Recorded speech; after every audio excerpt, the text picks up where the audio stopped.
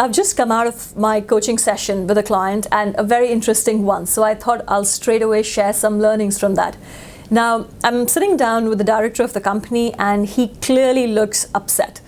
And he's like, Shweta, I'm so tired of, giving feedback to my team members. And it seems that there is no attention to detail, and, they're not really passionate about the work that they're doing. In fact, it feels that they don't have the sense of ownership of what they're doing. And what do? I just don't understand. I'm trying to help them, but it's just not making sense.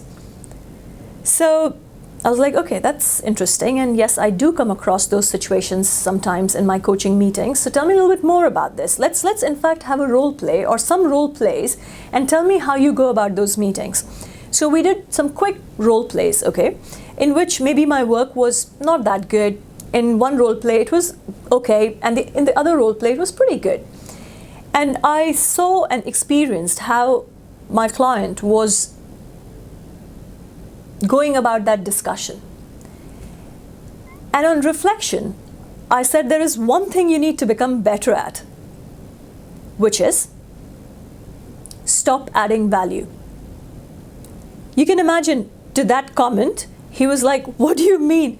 I'm the director of the business. I'm the line manager. They expect me to add value. What do you mean don't add value? And I was like, yeah, no, actually, it makes sense for you to not always add value. Because think about it like this. Once it becomes a habit that whatever the level of work is, if you are feeling the pressure of adding value just because you're the managing director or the line manager, it's like the habit formation for the team. That I can never please this person. Every time I'll go, the person will actually add value or make changes or make additions. And by the time they leave the room, it's no more their work. It's your version of the work. Think about the ownership. What happens to that level of ownership? It just goes down with every point that you make, every new suggestion that you're adding in that document. So the question that I really want you to reflect on is saying, do I really need to add value in all the scenarios? When is it best to add value which will give you that incremental upside, and when is it really good to say, well done, I can't think of anything else, this looks good, go back and focus on implementation, and obviously keep me updated. Now that is the highest form of compliment a team member can get from you, when you say, no, I don't want to add any value, this looks really good, you've done a good job there. Think about the sense of ownership. Think about what they would want to do next time. They want to have another scenario next time, similar scenario, where you're not able to add any value or you don't feel the need to add any value.